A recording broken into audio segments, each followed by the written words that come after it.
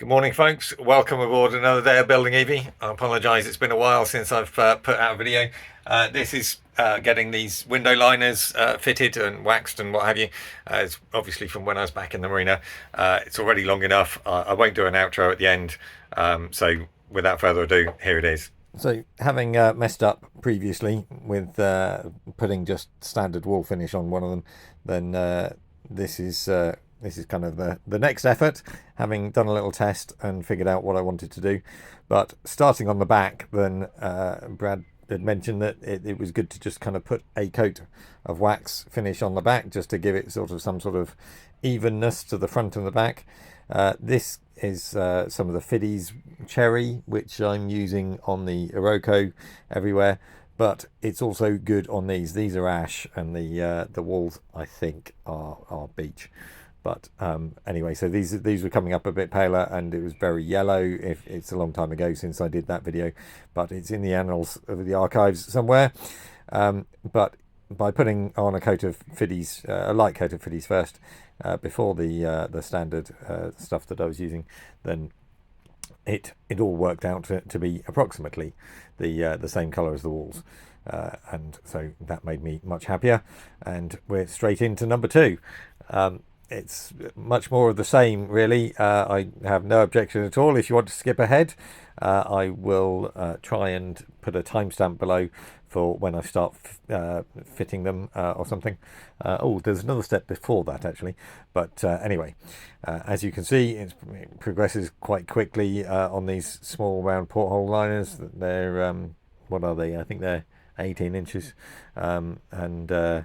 Yeah, I needed bigger support for the larger bus windows. I don't know. I think that's what we normally call them. So at this point, then I was a bit worried that I needed to sort of keep the waxes all not dry and so that they blended properly.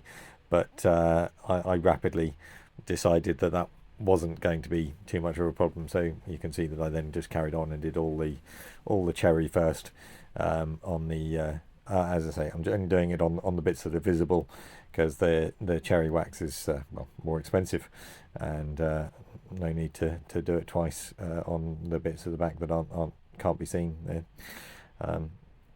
So just a question of kind of keeping it moving, and on we go. I don't know what else to say, really. Well, standard sort of stuff, trying to make sure I don't knock anything off and give everything enough support in the restricted space of the boat. Then here I'm just waxing the back. I did it last rather than first. It doesn't make any difference. Yeah, so just wax it, put it on with the brush, and then just wipe it off with the cloth. I missed a bit, so this is well, it's almost done. I'm sure I've done some cuts on these. Honestly, I'm not going to torture you by putting you through watching all of them, but I think this is actually the next one. But there we go. That's one more done, and as if by magic, well, that's a tack cloth, and there we go. Yep, that one's done, and the final one, I think that one's done too. Magic. Another porthole. Oh, look, and is it done? 3, 2, 1. Give it a like, and oh, well, that didn't work. Not enough if you liked it. Obviously, you'll have to sit through it, right? But yeah, well, a bit of sanding, and look, that one's magic. Obviously, enough of you caught up with the likes. Well done. Now, on the backs, because they are next to what is theoretically colder side, then I decided that I would give them an extra bit of sealing on the back, which I've just used the Osmo hard flooring oil. Literally, I'm just doing it right at the back on the bits that you can that are invisible and are as near as you get to the outside. And this became a bit of an exercise in trying to find places to stack them. Really, it was painful to figure out what I could do to there's always limited space in the boat, or particularly when you're working on everything. Then it's one of the most frustrating aspects is the absence of space, or I found it so. If you are lucky enough to be preparing all of these things in a workshop, then that's very sensible of you. I think it's a very good plan. So as you can see, as I say, just on the backs and the inside or the outside of the backs, those are being rested on some of these cable guides just on the floor underneath the other horses. I'm just putting them on with the foam brush because it doesn't need to be particularly fancy or anything. So anyway, those have dried off now, and so they're ready to be fitted. A little bit of fettling in the holes. Some of them required a bit more than others, but I've been pretty good, and I was pretty lucky with having cut everything out the right size. You might recall that I had ordered some window liners that people had suggested that I fit them the way that they normally fit them, with larger gaps between the liners and the metal frames themselves. I wanted to not have any gaps, so I reordered window liners that were a bit smaller, and you will see the results in due course. Now this is, I think it's called, I don't know, it was a tape that somebody recommended to me as being, it wouldn't stick to the spray foam insulation, and well, you'll see the results of it later. Here I'm just putting tape over the effectively over the brackets that hold the window frames into the boat.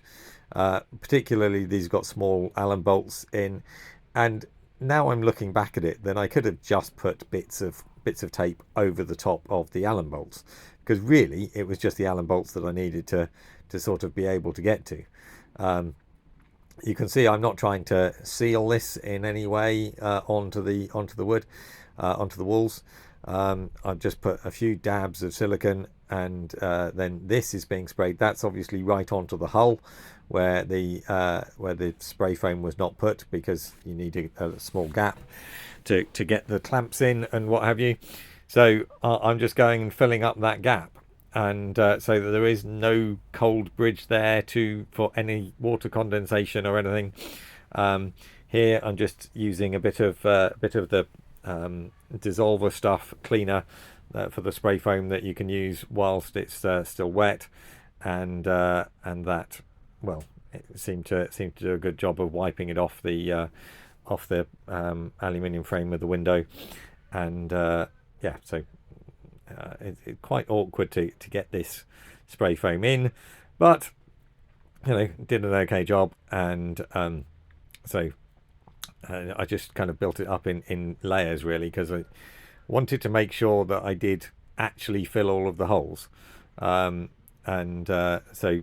as I say, you can see I have no gaps. There is no opportunity for a cold bridge and for condensation to form there. So this is one of those moments where you really wish that you had somebody else with you. This was, you can see I'm balancing it on a piece of wood on the right hand side there, and once I'd kind of used the pole to prop it in place, then it was sort of just well, it was okay. And you can see this is me. I've taken it off. Well, let's have a little look in the daylight. The gaps seem pretty good all the way around. A bit of overspill there that I obviously didn't clean up well enough. Oh, and there's a spot there and there that I need to just get rid of that silicone that's oozed out. But this one looks a lot worse. I'm pretty sure this is the one that I coated.